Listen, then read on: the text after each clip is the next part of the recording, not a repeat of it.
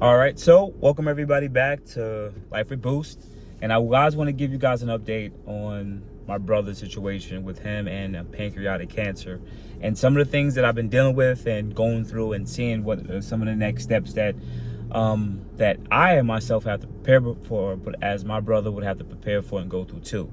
So I necessarily can't remember where I left off with, but I'll give you guys a couple of updates. So it's been about a little over 2 weeks since his diagnosis, and today is Friday the 22nd of August.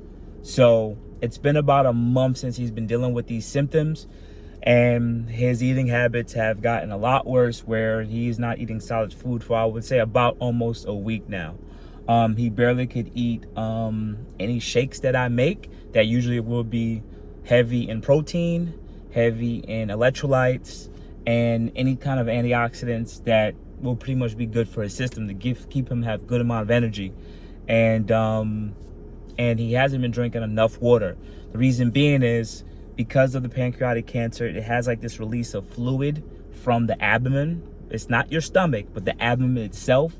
Like, it secretes fluid into your abdomen, and that liquid builds up and pushes down on your large intestine, your small intestine, your stomach, so that stuff can't expand. Also, because it's pancreatic cancer, it also affects the stomach itself, because it controls the certain enzymes that are used to and/or your appetite and other few hormones. You complete have hormone dysfunction or irregularities where you're not really hungry. The pressure from the fluid pushes on your stomach, so even if he can consume something, his stomach is not allowed to expand, and/or the hormones aren't keeping him wanting to eat food, so he has no appetite. But my mother is necessarily the primary caregiver for now. She's trying the best to do what she can, but she's an elderly woman, so technically it's still labor intensive for her. Okay, so yesterday he went to go get another amount of the fluid left. And this is probably about his fourth time getting the fluid removed. And it seems like it's ranging between about 3.5 to about 4.3 liters of fluid that they remove. Once again, this is not just water. It's not just water. This is just his body secreting whatever this, it's called asbestos. Or if someone's going to comment below if they even look into this video.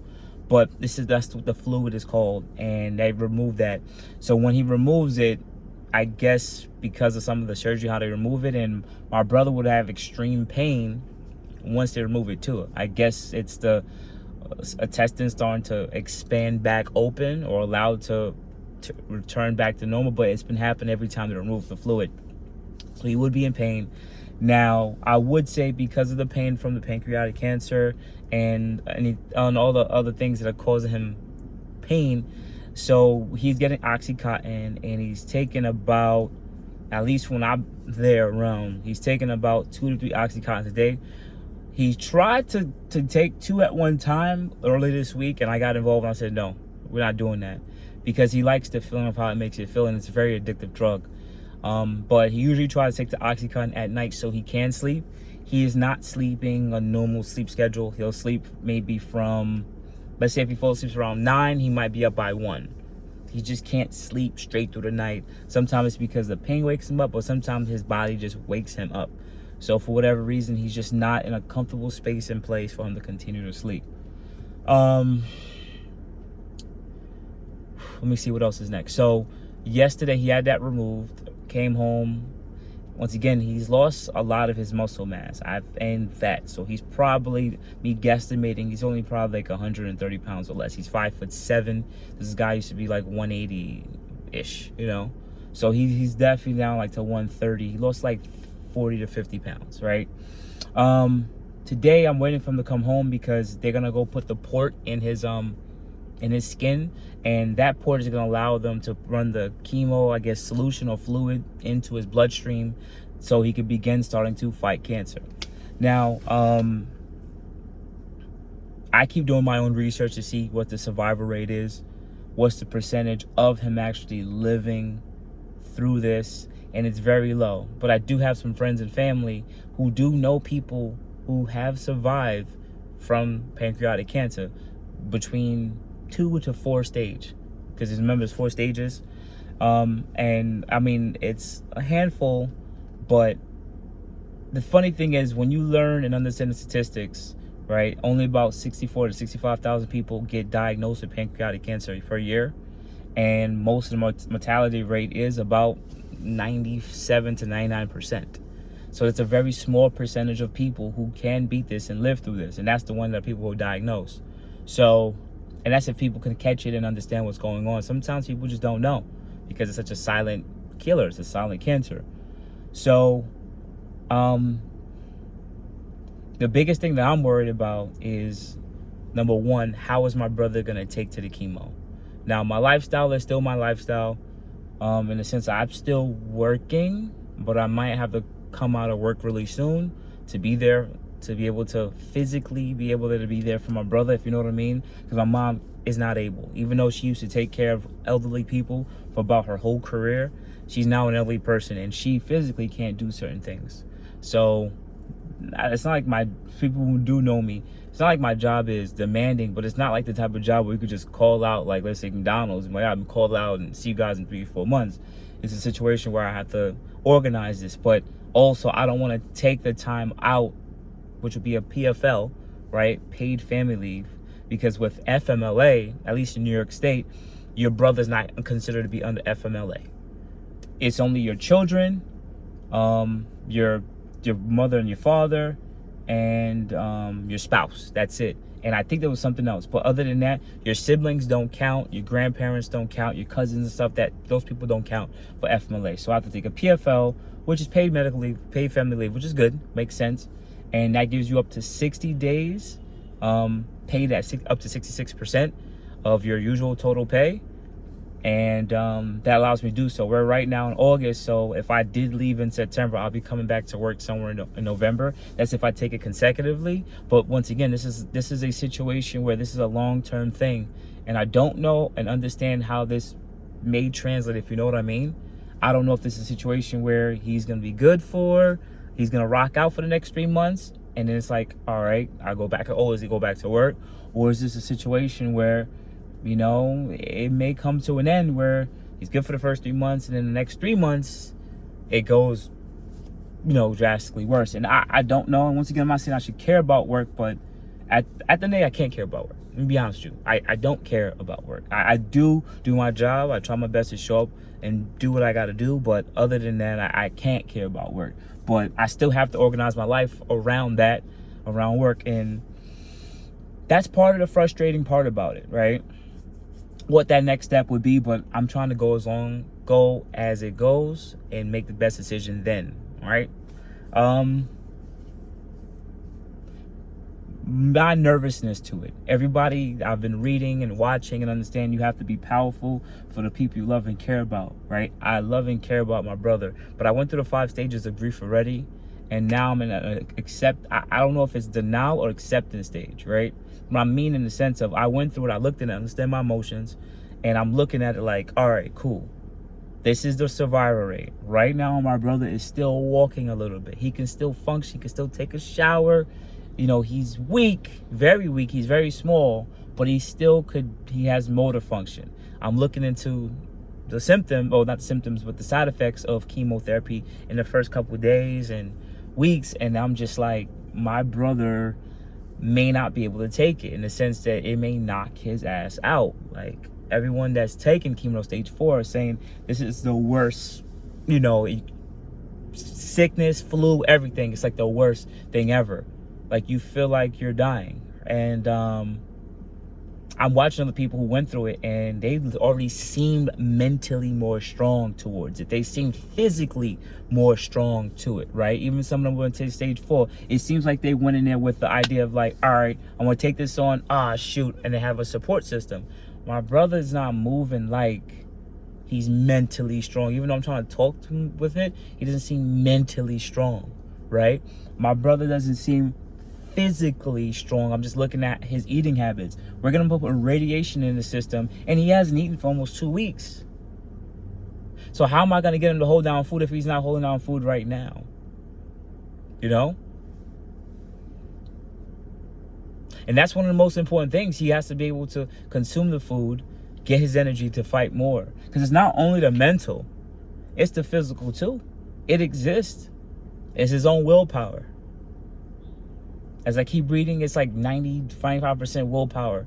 But if you ain't got the energy to even start with it at all, like, I don't know, man. This is why I gotta sit there and say, this is all in God's hands. This is all in God's hands. And my best preparation is, I've always been living this, like, I was born into a Christian household, right? And majority of my life, I'm not sitting there saying, oh yeah, I was all here believing in God. And I said I don't. Not saying, at one point I would say I was agnostic years ago, like 20 years ago. But I do believe that there is a God. I don't know if it's just Christianity, but in the last 2 years, I've been more accepting of the Lord as Jesus Christ as my Lord and Savior. But I don't know. I haven't gotten baptized again as an adult.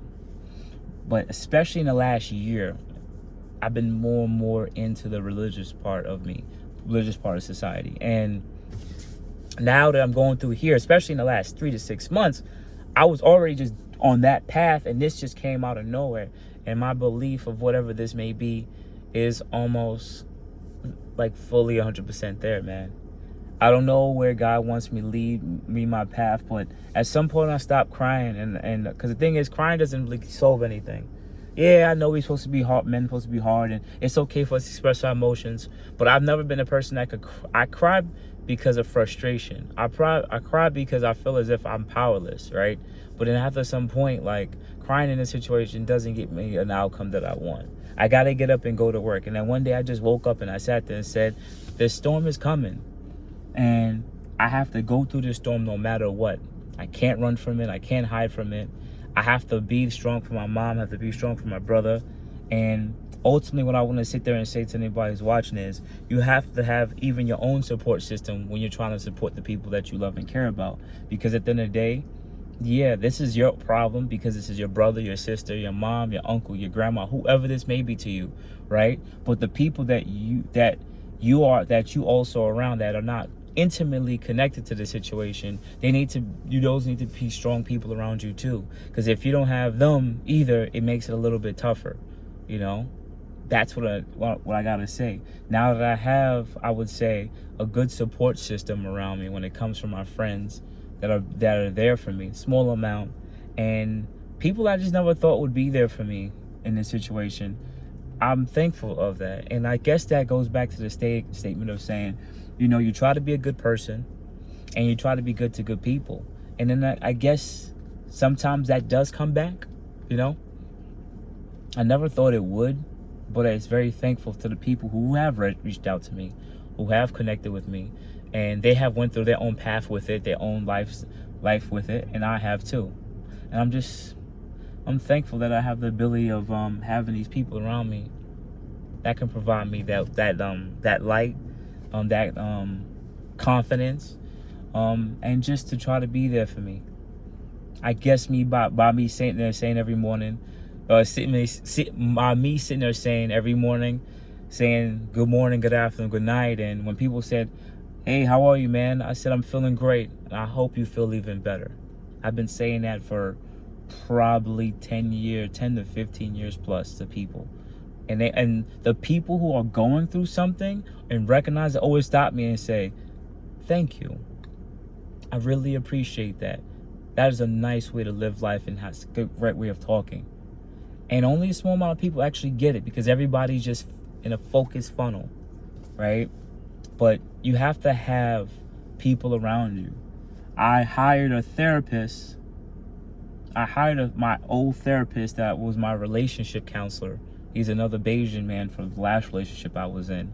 And he actually had stage 2 cancer, I believe prostate cancer, about 18 months ago. And he's a survivor. So I hired him and he's a very religious guy, because I need a man to get me through this path. I don't have any men in the sense that I believe have more life experience and wisdom around me. Not saying I'm not in the right circles. What I'm saying is, as you get older, depending on where you are, it's just sometimes you have to deal with people who just have that experience. And I hired him, and he was still available, and I locked in with him to help me get through this time. And he's gotten some light with me. So I have the tools from him, my friends, my family. I can't really say I rely on my mother the most because this is her first son. She just knows that she just has to go. Since she came back from Barbados, she's just been on the go every day. Every day she's just been on the go. Every day for my brother. That's her first son. And because she knows the dire feeling of what's going to come next, depending on what is in God's plan, she just wants to be there every day for it. And I can't stop her. I'm trying to get her to get it together and she can't. So I have to pick up for her, going through stuff too, mentally in the head also. It's a lot for her. But I got to be there for her. My brother, he just feels bad that he's putting us all through this. And he's very embarrassed. And I try my best to let him still experience a little bit in life. Experience something. You know, I don't want to cut him off. I still want to make him feel like he has some kind of mentality to just experience life. I don't want to stop him from that. But today he got the port. Next week he's gonna have the radiation put into his system, and we're gonna see where that comes next, where that ends up next, and how he's gonna actually feel, and if he's gonna overcome it. So anyone's watching, you know, I don't know how much people are watching. Hopefully y'all give me some prayer, if you believe in God or not, or whoever you may pray to. If you may not even pray at all, just send some good energy my way, because I've lost family members from cancer before. I lost my grandma. She died in my arms from ovarian cancer about 8 to 9 years ago. In my arms, she passed away. So I know how death looks like. I know when it leaves. I know when someone is here and not here anymore, intimately. So that's what I do. Or this is why I move the way I move, because I've been through things. From my brother passing away, one of the only men I know I could look up to and talk to, he hasn't been here because he had to be called home, right? My dad, loved him, cared about him, wasn't the best father, but he's a very intelligent man. But he could have still been here too, but he chose to not care about himself, right? So some of the most important people did leave. And I still remember the first time I run into with cancer when I was like 7, 8 years old. My step-grandfather. I love this my granddad, man. Boy, I love that man so much. He died like in his 40s or 50s, his 50s, from prostate cancer. And I still remember the conversation when I was like, Granddad, I can't wait to see you next year. He's like, I